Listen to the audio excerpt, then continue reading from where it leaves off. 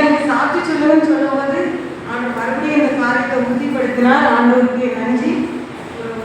2 நிமிடங்கள் மாத்திரம் அப்படி சாட்சி சொல்லிக்கிட்டு நம்முடைய வார்த்தையை தியானிக்க போகிறோம். என்னன்னு சொன்னா, இந்த ஒரு சில பேருக்கு இந்த இடத்துல தெரிஞ்சுக்கணும்னு சொல்லி நினைக்கிறேன். என்னுடைய சொந்த பாட்டி பிறந்த ஊரு இந்த ஊரு. என்னுடைய சொந்த ஜனங்கள் எல்லாமே இந்துக்கள். என்னுடைய பாட்டியினுடைய உறவுகள் எல்லாமே இந்த ஊர்ல இருக்கிறாங்க. என்னுடைய தகப்பனாருடைய அம்மா, எங்க தகப்பனார் கூட பிறந்தவங்க 7 பேர், தாயார் கூட பிறந்தவங்க 6 பேர். எல்லா குடும்பத்தின் மத்தியிலும்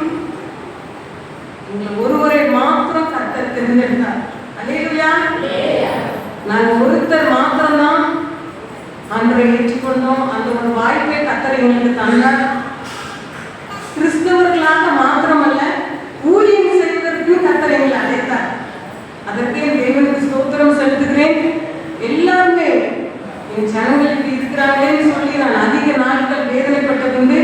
இந்த நாட்களில் கூட இந்த இடத்துல கர்த்தருடைய மகத்துவமான வார்த்தைகளை பேசும்படியா தேவன் எனக்கு தந்த ஒரு பெரிய வாக்கியத்திற்காக நன்றி செலுத்துகிறேன்.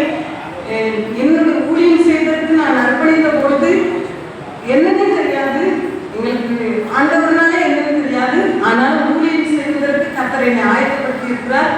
என்னை மாத்திரமல்ல, நான் ஒப்பு கொடுத்ததுனால என்னுடைய குடும்பம், என்னுடைய சந்ததியை கூட அந்த ஊழியத்திற்கு வேறுபடுத்தி எடுத்திருக்கிறார். அல்லேலூயா.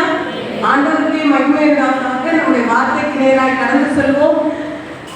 எத்தனை பூமியிலேயே நம்ம அந்த காரியத்தை ஆதாயப்படுத்தினாலும் கர்த்தர் இல்லாம ஒண்ணுமே இல்லை. அவரே எல்லாவற்றுக்கும் மேலானவர். சிலுவையை குறித்ததான 2ஆம் வார்த்தைக்காக நம்ம கடந்து செல்வோம். முதல் வார்த்தையை நம்ம தியானித்தோம். சகோதரர் 2வது விலைக்கு சொல்லி தந்தாங்க, மன்னிப்பு. 2ஆம் வார்த்தையாக ஆண்டவர் பேசுகிறது. லூக்கா 23ஆம் அதிகாரம் 42ஆம் வசனத்தை நம்ம வாசிப்போம்.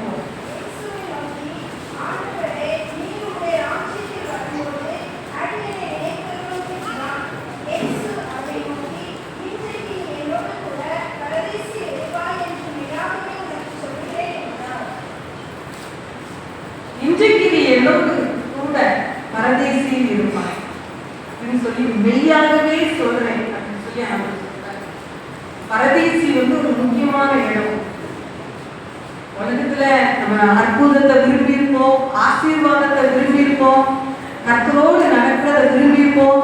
ஆனாலும் அது இந்த உலகத்தோட முடிச்சு போயிடும். ஆனா பரதேசியின் வாழ்வு தான் ஒரு முக்கியமான வாழ்வு.